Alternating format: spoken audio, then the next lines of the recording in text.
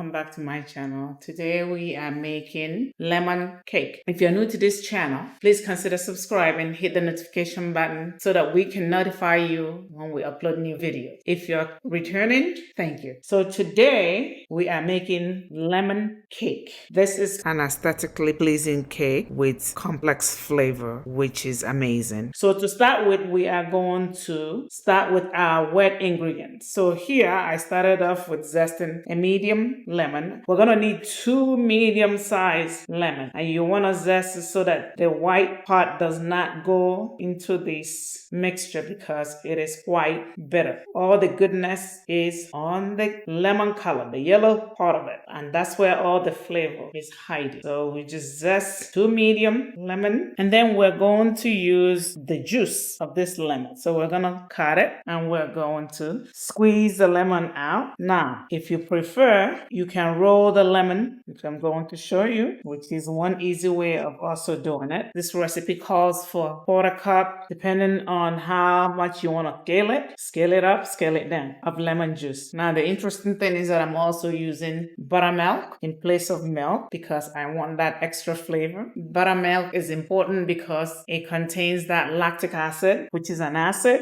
Lemon also contains citric acid. So when you combine any acid, whether it is cream of tartar or lemon juice or buttermilk with flour, any acid tends to be a tenderizer. So it cuts up all those gluten molecules into smaller pieces and makes the cake a whole lot more moist and tender and crumbly. We have the juice right here, which we're going to set aside. We already started the oven, preheating it at 350 degrees Fahrenheit. This is the zest of the lemon. Here we are going to combine 3 room temperature eggs. Be careful not to include the shell. This is a pasture raised egg. We're going to combine 240 ml or 1 cup of buttermilk, 1 tablespoon of vanilla extract, some homemade lemon zest extract, 1/4 cup of lemon juice, and 300 grams of agave, which will be our sweetener. So we're just going to beat this together, combine it all, set this aside. In the meantime, we are going to grease our pan. We have parchment papers here.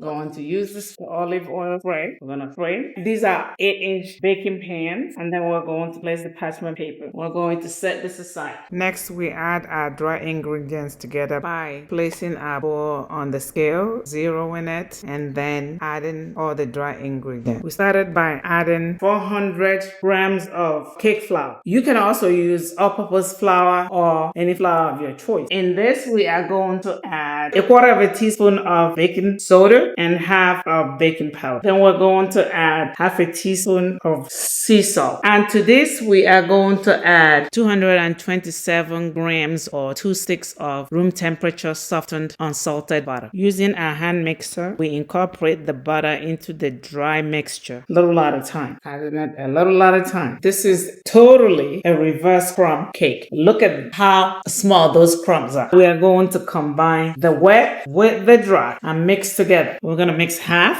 really well, and then we're going to combine the rest. You can also do this in a stand mixer. Here you are not worried about over mixing. In using the buttermilk or the acid, it helps break all those gluten down, all those bonds. So you're not worried about it becoming so doughy. We're going to transfer it onto the baking pan. We're going to make sure that we measure and get them equal. We are going to put a baking strip around. The whole purpose of a baking strip is to keep the outside of the pan cool while the inside bakes. This is to ensure an even bake for the whole entire cake without the outside burning before the inside was ready. So now we are going to put this in the oven at 350 degrees to bake for about 30 to 40 minutes or till a tester comes out clean. To make the frosting, we are going to start with 2 sticks of butter or 227 grams of unsalted butter. And this is really soft. You can see how soft this is. Put it in here, and we're using the paddle attachment in the stand mixer. We're going to add 8 ounces of cream cheese, also softened, and then we're going to add zest of lemon. We're using 1 medium-sized lemon. To get the juice of the lemon lemon, we're going to roll it till it is soft. We're going to use it later. Now we're slowly going to combine the zest of the lemon, the cream cheese, and the butter together. Because this is a very silky frosting, we are going to add about 4 cups of powdered sugar. And because I'm taking this to some people who invited us out, that's why I'm adding powdered sugar. To get the juice out of the lemon after rubbing it all the way, we're going to use pretty much 1 lemon juice. I'm going to show you after rubbing it. I'm just going to put a hole through the bottom part straight up with a skewer. Open it up a little bit and then we'll squeeze the lemon out when we're ready. To make this, we'll continue to combine slowly. And now we're going to start adding powdered sugar. You can add 1 cup, 2 cup, 3 cup, depending on how sweet you want it. I'm going to slow it down and then I'm going to add a little bit at a time. Then I'm going to squeeze out some lemon juice, 2nd cup, and then a little bit of lemon juice. I'm going to taste it to see how it tastes to my liking. I'm actually satisfied with just 2 cups. I'm going to try to scrape the bowl to make sure that everything is incorporated. I'm also going to add 1 tablespoon of lemon extract and 1 tablespoon of vanilla extract and continue. This is done. We are going to take it off and taste it. It is sweet and we can pipe this into a piping bag. We are done with our frosting. We're going to put it in the refrigerator until we're ready to decorate the cake and let it cool for a while before we can decorate. Okay, let's look at how well this is separated from the wall. So we're just gonna leave it on the wrap and let it cool. We are done. Our cake is cooled down. We are going to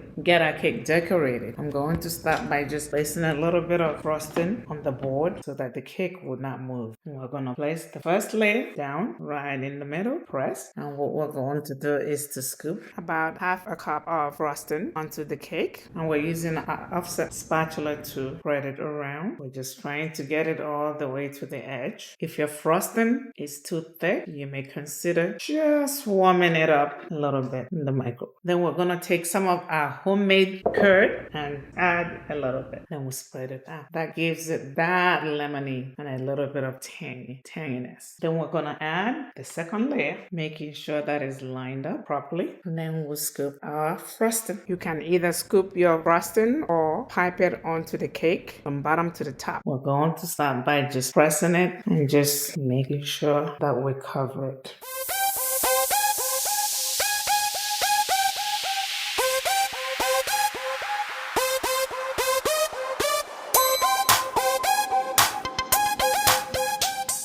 Alright, I'm gonna try and edge this by adding some design. You can add some flowers or whatever design you prefer.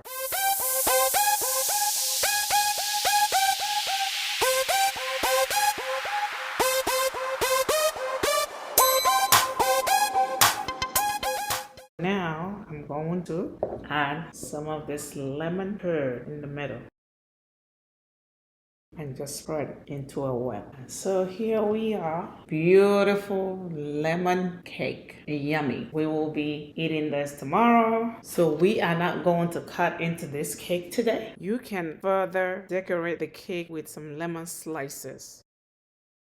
The frosting is completely yummy. The lemon curd is amazing. And I would love for you to try this out and post your own video. This is so easy to make and you would love it. A little bit of tanginess because of the lemon curd, but otherwise the tanginess and the sweetness complement each other perfectly. A beautiful cake for like an afternoon tea.